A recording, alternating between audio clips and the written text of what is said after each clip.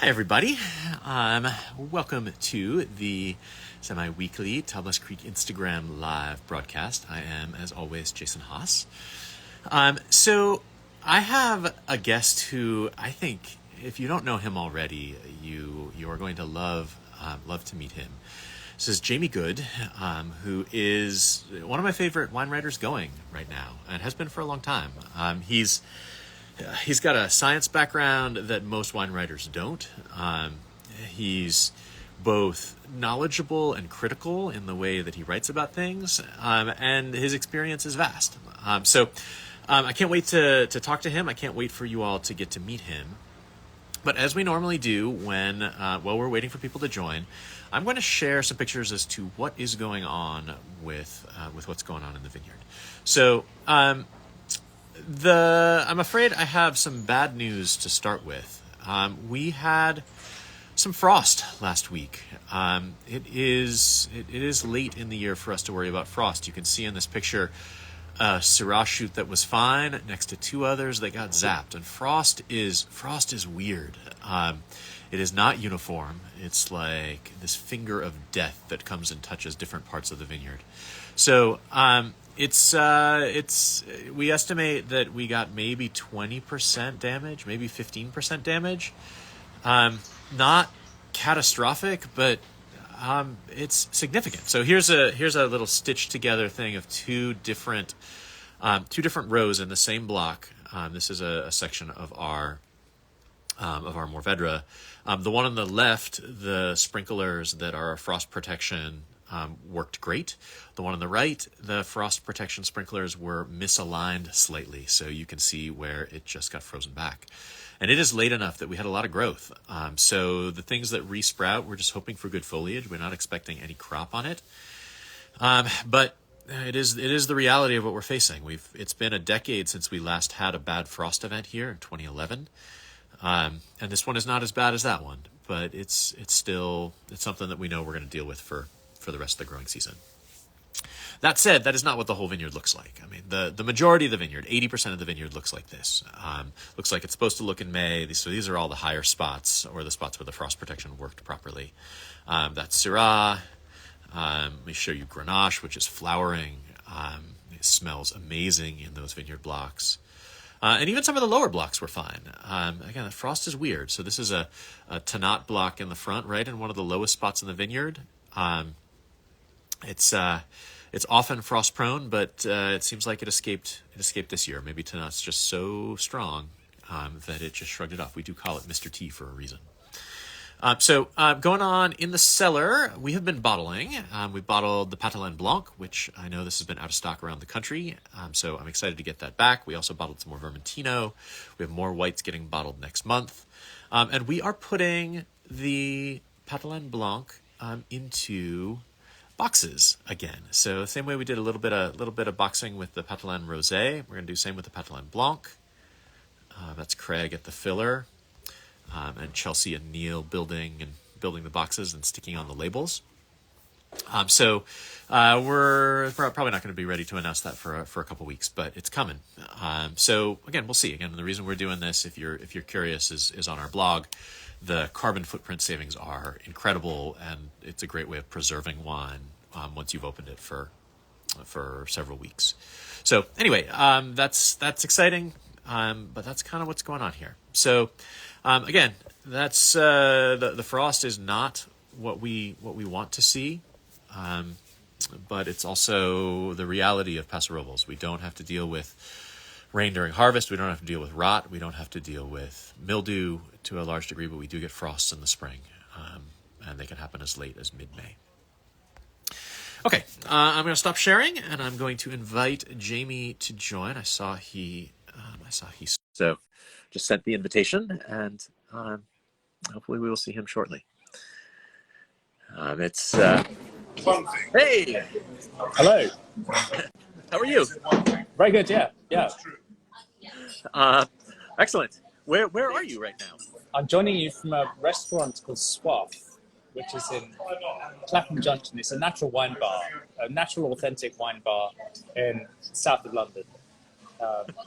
Which hopefully isn't too noisy. I hope you can still hear me.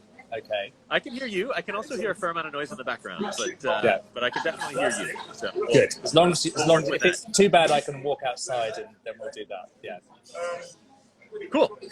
Okay, excellent. Well, thank you for joining me. I gave people a little preview of some of the reasons why I was so excited to have you be a part of this conversation. I love the scientific bent that you approach wine writing with. I love the kind of no nonsense, kind of not dismissal, but like putting a lot of the kind of more mystical stuff, a lot of the more allure of the magic of wine in context of what's actually happening.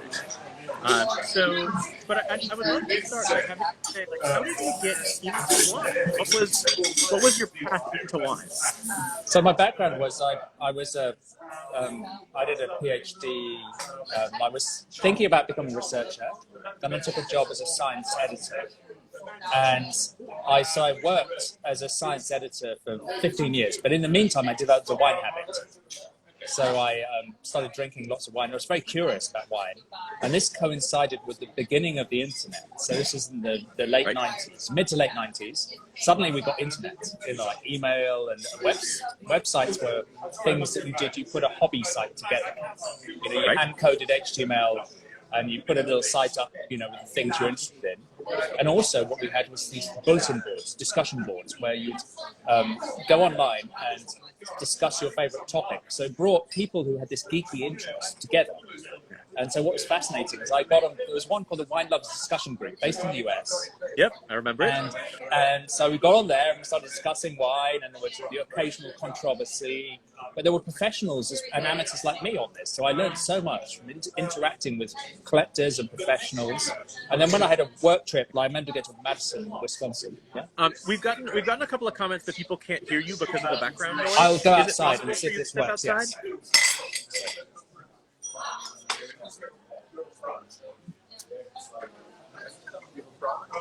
It seems like people do indeed have soif, which, of course, for the people who don't know, that means thirst.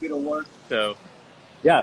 So is this better out here? Maybe a bit of road better. noise, but less chat. So suddenly it was really nice and quiet, and then suddenly we had a table next to us who were very chatty. And so no, that's much better. Yeah. So got to the point. Wine Lovers Discussion Group, fantastic place to go along and discuss and learn. And also when I took a trip to Madison and Wisconsin, a few other things with my day job, and then what you do is you put on the board that you're going to be in town, and you get together for offline, they called it. It's an offline. Yep. You get together and you taste wines together. Fantastic. But one time I went out to the offline in St. Louis, and was it St. Louis? Yeah. And I think the person who was hosting me thought Jamie was a girl's name. So he was expecting some chick to turn up, and then so I turned up, this ugly old guy, So I was younger then, but so that was quite funny. But that was a really great learning ground. And then I thought, well, wine is super interesting. I'm fascinated by this. I come from a science background. There's a lot of science in wine. And so I kind of started this hobby website, Wine Anorak. And it grew, and it grew to the point that I started making money. I got a newspaper column, I got a book deal for making the first edition of Wine Science was 2004, I think it was published. Right. And so it just kind of I found this community of people that was fully engaging. I found this world of wine, which is fully engaging as well. The science of wine is fascinating. But also I kind of I'm curious. I was curious about biodynamics. I was curious about things that most of the scientists were dismissive of, because I think but I think part of the skill here is integrating, yes, what the scientists say, but also integrating the real lived experience of people who are growing wine grapes and making wine. And in some ways that's more valuable, because when you come to interesting wine, nobody researches the interesting topics in wine. Well, very few people do. Right. And most of the research that takes place is some appalling herbicided nuked vineyard in a hot place in California, and which you can say that terroir doesn't matter or that yields don't matter when you're looking at some nuked vineyard with herbicided and cropping at whatever tons per acre. It's very hard to answer the interesting questions of wine, and I think also with the microvinifications are problematic as well. There's some dude in the lab that's making. I remember Randall Graham at one point probably in the similar era, the early to mid 2000s, said that most viticultural universities should be renamed the Department of Terroir Prevention. Yes. So that was kind of how I got into it, and then I kind of I came into wine writing and lecturing and all that from the outside, and so I came into it, and I've got this niche, I guess. But at the moment, I'm super fascinated by viticulture. This is the question. I love plants. My PhD was in plant biology, and I'm fascinated by how you can get the vine to work better in terms of the agro-ecosystem, and the stuff that you've been doing. It fascinates me. I think this is. I think you're really on the right lines. It's so exciting to see what you're doing, and with your place. And I've only been to your place once, and that was a few years back. Yeah, it was before we'd even heard of the term regenerative agriculture. Like I remember when we were farming biodynamically at that point, but like I remember when we got the call from the Regenerative Organic Alliance asking if we wanted to join the pilot program for the regenerative organic certification, and our question was, "What's regenerative?" Like it wasn't even a concept. We knew the ideas, but it was a term that we weren't familiar with. Yeah, and it's a really new thing, isn't it? And it's exciting. It's so new, and I for sure. It makes so much sense. It makes so much sense because this is what we've been looking for in viticulture, which so often has been a three-way thing where you think, well, you start conventional, and this triangle of virtue where you go from conventional to sustainable to organics and then to biodynamics, as if that's the one route you can take. But I think what's exciting about regenerative is wherever you are and how big your operation is, you can start implementing regenerative practices that can make a real difference, without necessarily having to sign up to some thing that immediately might send your boss into a convulsion because it's too risky. The small steps can be taken.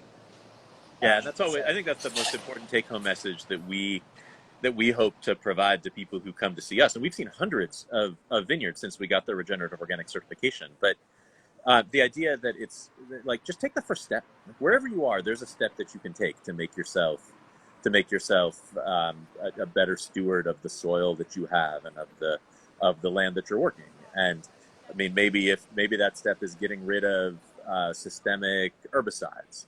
If you're farming chemically, maybe that step, if you're already organic, is to reduce your tillage, or maybe that step is to integrate more biodiversity. But there's lots of things you can do from where you are, wherever you are, that'll move things in the right direction. I think regenerative as a concept is much better at explaining that than, say, organic or biodynamic, which feels like they sort of sprung fully formed as indivisible entities. It's like it's a journey, and this is a pathway, and it's fully scientifically verifiable. This is the other thing, which is really good. And I love biodynamics, but some of the aspects of biodynamics are couched in language, and not necessarily in practice, but in language. They're couched in ways that are difficult for some people to assimilate, especially the whole like activating cosmic energies piece of things. But when you visit people who are farming effectively biodynamically, you see that practically how it's working, and it's not so strange because most of them don't do weird cosmic things. They just do things that actually work in terms of bringing life into vineyards. And this is what's also fascinating, is it explains to people, well, what's the difference between biodynamic and regenerative? And it's actually saying, well, biodynamics takes you a long way along the path of regenerative. It's essentially regenerative and hard. It's just where you've got to do the reconciliations in terms of the tillage. Because I think a lot of biodynamic vineyards, they love to till. They really love it. It's like, whoa, horses, plows, fantastic, But obviously, once we start thinking regeneratively, we're thinking of ways of avoiding actually disturbing that soil, because this is where the life is. And it's about introducing, clever use of cover crops or native vegetation that's there, and thinking of ways of just trying to maximize the life in the vineyard, the diversity, the biodiversity, and thinking of the agro-ecosystem, where that's biodiversity is doing the work that previously inputs would have done. And that's what I think is powerful about it. Yeah, I think that was a great way of kind of encapsulating it. And I think what we often find ourselves explaining to people about biodynamics is that there's sort of half of biodynamics that's just kind of really great farming, trying to create an ecosystem which is in balance and provides the natural controls and provides the natural inputs that it needs. And then there's the other half, which is more sort of couched in mystical terms with the biodynamic calendar and the preps and all of those pieces. That seems to me that most of the really great farmers are a little looser with that second half of things and put most of their attention to the first half. Yes, and I think the other thing is this idea that so farm regenerative is not about taking a template and applying it to your place. It's about looking at your place, listening to it, and then using the elements of the toolkit that apply to your place. And it's almost like if you're to certify, it's almost like you look at the results, and looking at the results is like you're here. How have you progressed? And finding some sort of metric to measure, for instance, soil organic material or the reduction of inputs, or very practical measure to measure how much are you getting your agro-ecosystem, your ecosystem services functioning in that place, given where you're starting from. Because places are all different. And I think where you are, I guess, that one of the challenges, it's quite a dry place. Yeah. So you're very different. If you're in the Finger Lakes, you have very different ideas about what cover cropping might be achieving. If you're in the Finger Lakes, you want it to soak up all the water, and you really want to, do very different things, and you want to impact a road those. It's quite interesting. In the same way that, in the same way that traditional farming in Burgundy should not look like traditional farming in Priorat. Exactly, yeah. So if you're, and just because you're farming the same grape variety, you can't just mimic what they do in another country, another region where that grape variety is famous. You have to think, this is my place. What's the really smart solution for this place? And also starting from where you're going from, because if you're starting from scratch, you might trellis the vines differently. For instance. You might, but you're starting from where you are, and that's where we all have to start, I guess. And it's like, well, what's the intelligent way forward, starting from this place, and where does it take us to? And that's exciting, I think. And then, of course, there's the other thing about regenerative is the economics as well. I think it can really work for even a big company with lots of vineyards, because it's not necessarily about sacrificing too much yield. I think once you get your ecosystem working, you don't have to sacrifice too much yield. In some places, it might save you, Anyway, it's about getting that balance right so that it works economically, because that's one element of true sustainability. Yep. And I love that your regenerative organic certification is about people as well, because I think one of the difficulties in farming generally is that people aren't treated very well, and the people are just left out of the equation. It's about, let's hire people as cheaply as possible and not look after them. But I think what we need to do, we need to get more people back to the land and make it a rewarding career in itself. And I think wouldn't that be satisfying to, if you can do it as an agricultural venture, have people who enjoy their work on your land, and getting more people out into the land and living in communities there. Because I know a lot of places where they want to, in Spain, for instance, there's a lot of places where there's people who've got great terroirs that are remote terroirs. And that's one of the challenges, is getting people to do the handwork that's needed to do the right sort of farming there. And it's like, wouldn't that be great to repopulate the countryside? And rather than to have ever bigger farms that are mechanized, to actually have smaller farms where the sustainable communities are supported, then produce something that's meaningful. I think that's just the ultimate dream, I think. And wine can do this, I think, because it's...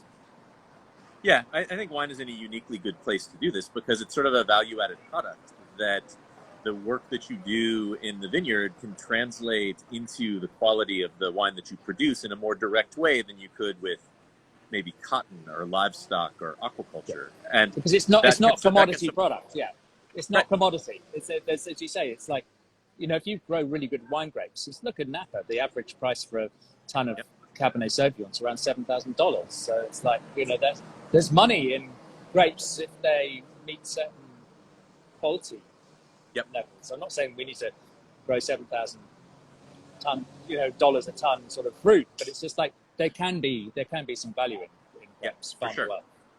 Okay, I'm gonna jump into a different kind of tack. But did you have a wine that was for you the first wine that you can remember saying, like, aha, like, now I get it. Now I get what people are so excited about with wine? The Epiphany wine, yes. So for me, it was a wine from the Hunter Valley in Australia, actually. It's Brokenwood Graveyard Hermitage, it was called then. It was a 1991 vintage, and I bought it. And a friend introduced me to it in 1993. So it's 99 vintage of Broken Woods Graveyard Hermitage. And I went to the wine shop, and it's my first multiple bottle purchase. I bought 3 bottles of this. And I remember the price. It was £13.49 a bottle. Which now it's it's not like insignificant at the time. now it wasn't great. It was still cheap, but now it's like I guess it's probably £100 a bottle. It's like it's a Shiraz from Hunter Valley, but it's a very traditional style. And 91 was a really good vintage, and this for me was a wonderful experience. This is like wine, as I'd never experienced it before.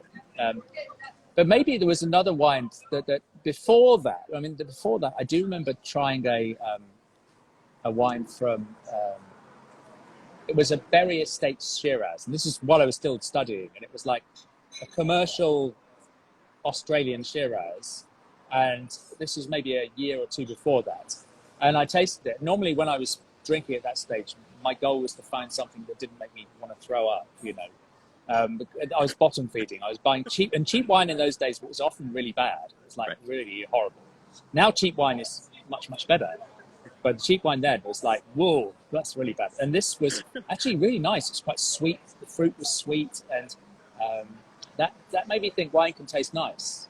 And so I never want to sort of knock someone else's first stages in wine. Because my first stage in wine, and your tastes do change with time. My first stage in wine was sweeter, riper Australian red wines for me were the thing that opened up my ideas. And also I liked quite tannic wines then as well. So sweet, ripe, dense and tannic was for me a good combination.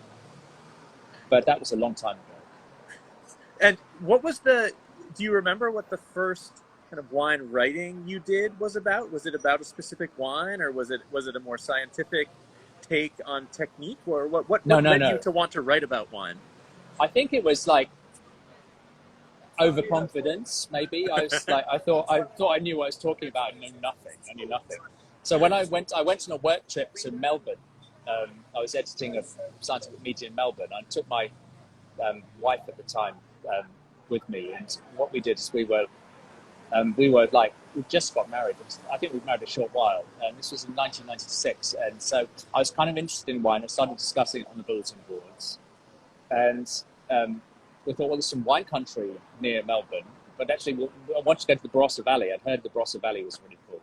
So we went and rented a car. We bought a couple of sleeping bags in Melbourne, and we stayed in on-site caravans because that was a cheap way of travelling around. So we drove around Victoria, around the coast, and then up to the Barossa Valley and stayed in the caravan park there. And we hired some bikes to go touring around wine country because I didn't realise you could spit wine at that stage and didn't want to drink drive. So we cycled around. And the first visit we did was safer. Yeah, the first visit we did was Charlie Melton, which is not a bad first winery visit. And we went to Charlie Melton and we tasted the wines. I remember wife came over with heat stroke, and so they hosed her down outside. You know, she laid down. They got a hose pipe and they hosed her down. We did our day of this, so we ended up reasonably drunk at the end of it. But then I did a write-up of this. So that was one of the first things I did, was a write-up of our time in the Barossa Valley. So that was probably my first wine writing, and didn't have much to say about the wines. I mean, it was limited vocabulary because I was quite new to this. But it's still there on my website, actually. That's the thing. I've kept all the old stuff. So I still have a report on this visit to the Hunter Valley from March 1996. Yeah. So that's quite fun. That's cool. And so I know one of the things that I've read is some of your thoughts on the challenge of describing wine with words. That a lot of tasting notes end up being very, I mean, honestly, kind of boring to read and not super helpful. I talked with, I don't know if you know Meg Maker, who's a writer. Yes, I do, yes. I've met her, yes. Yeah. Talking to her about writing about wine, she said that writing about wine is like dancing about architecture. Like that's not Meg's quote. That's a famous quote from in It's Adapted.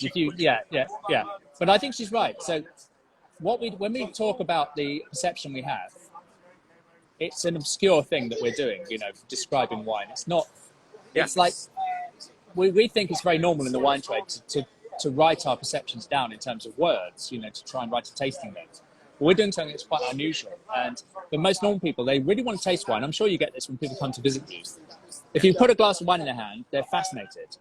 But if you expect them to read about wine, that's an obscure thing to do. It's bizarre. And so there's the people who read about wine are mainly people in the wine trade and enthusiastic amateurs. But for most people, it's too much of a step to make. Or even if you ask them to describe it. I mean, often if you like, they'll say this is delicious, and you ask, well, what flavors do you get? Like they're like the terror starts. Well, so imagine that we go for a curry together. I said, Jason, describe that curry to me. What are you experiencing? It's like, well, it's a curry. It's a good one. Or it's like, it's a bit peppery. Or it's like, there's some heat here. It's very hard to do that, isn't it? It's just that in the wine world, we've learned this lexicon, this language that we use to then describe our flavors. So we've almost like, and I think sometimes when we come to the wine, I think sometimes the impressions of an amateur is very valuable because they spend more time examining what's actually there in the glass. Whereas in the trade, what we do is we taste what's in the glass and then we quickly template it with a preconceived idea that, this is Shiraz, so what does Shiraz taste like? Oh, and then we pull off these pegs, these descriptors that we stored up for that wine. And sometimes we need to spend more time dwelling in that experience of the wine and just don't rush to the words too quickly. Let's try a different way of describing it. Let's try to do something different. How can we describe it in other ways that we're not used to describing it? So I think but it's a wonderful meeting of minds when we do, and this is the other thing, is this discussion of objectivity and subjectivity. Yeah. Yes, it's subjective, but at the same time, when we share a glass of wine, we assume that we're tasting the same thing. And it's that community of judgment that decides whether this wine is good or not. 6 people around the table taste it, and you each have different impressions. You're striving to get what's really there, right? But together you get to sort of the truth about the wine. Cool. So, are there writers who you look up to for the way that they use language to describe wine? That's a really good question. In some ways, and I used to, when I first got into wine, I used to quite enjoy reading. I had a big Robert Parker book, from his early days when he used to give a range of scores, not just in the, now the critics are all, it's like you give a wine to a critic and it's one of your wines, you get the famous critics to come and taste. And if they give you 86 points, you'd think, oh, it really failed there. But in the old days of Parker, he used to have a wider spread. He used to be like 86 and A was a good wine, and it was a cheap wine, so fantastic. But what I liked was I liked his enthusiasm. That came across in the notes. I wouldn't say his notes are the best notes in the world, but you sensed in his early days he had an enthusiasm for wine, and that's what I think people caught on to. And I think in terms of writing, I think Andrew Jefford is one of my favourite writers. He's fantastic, almost peerless, I think. Because he's elaborate. Yeah, he can be quite elaborate, but he's creative and he's a proper writer. So I really enjoy his stuff. Otherwise, I really wouldn't want to pick too many people out because then I'll be leaving people out as well, But I think that lots of people do quite a good job. There's a lot of, and I like some of the younger writers who are coming through that I think their fresh take is really valued as well. I think that's one of the things I like about the world of wine. I came in from the outside, and I think that the world of wine is quite open. Yeah. And we should, and there are lots of different voices, and that's really exciting. And the thing I love about wine is that people get caught by it. It captures them. They become. It's not like everyone's despairing of the next generation. Oh, wine's just for the boomers. How comes after the boomers? Well, actually, what I see when I go to a natural wine fair, I see lots of people engaging with wine. It's addictive, in not in the booze sense, but in terms of the interest. It really, and I think that's been really interesting to see that. For instance, with natural wine wasn't a thing when I started tasting wine. Now we have this wine bar I'm at tonight is a natural wine place. It's got an amazing list of mostly really good natural wines, not some of the more random ones. And I think that's really exciting to see, to see added the way that the wine community is evolving and changing. And I think one of the best examples is in the vineyard. And when I first started, visiting vineyards, they were all bare soil. Everything was bare soil, beautiful, tidy, bare soil. Now it's like so refreshing to go to many vineyards and see this lap of bare soil. They're beautifully untidy because things are growing there, and that's fantastic. Are there regions that you feel like you've discovered that you think are really exciting but maybe aren't fully on people's radars yet? That's a great question. I think they'll always be on someone's radar. But I think Beaujolais is really exciting, and not necessarily on everyone. People have these ideas about Beaujolais. Well, I think the Beaujolais as a fine wine, Gamay as a fine wine, I think there's room for that, you know, and I think that's an exciting region. I think the Languedoc is still, there's lots of things that, the Languedoc started improving and it started becoming a very exciting region, but I think that the Languedoc is a region whose time is yet to come. And also places like the Canary Islands, you know, it's so exciting to see what's happening there, you know, and the new Spain overall. I think Spanish wine used to be so monolithic, you know, it's big barrel cellars full of small barrels and not so much attention on the vineyard. Now I think it's really very exciting to see so much happening in Spain. It's one of the most exciting wine countries for me. And I think also Portugal as well. There's some really good things happening in Portugal. And like, you know, it's about digging below the surface and just looking around and not having preconceptions. I think that's a really key thing. Have you started traveling again, visiting wine regions since COVID? Yes, so I did a burst of travel in summer and autumn last year. So I went to Ukraine, I went to Romania, I went to Italy twice, I went to Spain twice, I went to France, I think 3 times, and Canada, Western Canada. And then the Omicron came along and I stopped, and I've just started again. I've had a couple of French trips. Friday I'm going to Slovenia to see some interesting wines. Then in early June, we've got a few things. There's a conference, a regenerative agriculture conference in France. Yep. Then there's Canary Islands. Then a new winery, very exciting new winery in Gran Canaria is opened there. So there'll be a big party with lots of Spanish producers getting together and joining in. And then after that, Canada again to judge National Wine Awards. Nice. Oh, also I did Charleston and Charlotte in North and South Carolina with Eric Solomon and his portfolio and his crew, because there's a couple of collaborative wines I've been involved in making that Eric is carrying in the US. So that was quite fun. With 3 Spanish producers, actually. It's really good fun. Sounds cool. So a little bit of travel, not too much. I'm trying to be sensible, you know? Well, you just named more wine regions than I've visited in the last decade combined. So, so I think you're doing okay. Okay, I have 2 more questions. One is, can you tell people a little bit about the new regenerative viticulture book that you just published? Yeah, so I've been working for a while on a book on the new viticulture, trying to summarize the really exciting things that have been happening in viticulture. And I realized that actually regenerative is a thing that's happening, it's growing. And also what I wanted to do was to get a book out there, a shortish book, but it's about 170 pages, looking at the science behind regenerative agriculture and trying to kind of get people excited about some of the concepts, the regenerative toolkit, what's the principles behind it, what does it really mean? Because it's a term that people are using quite a lot.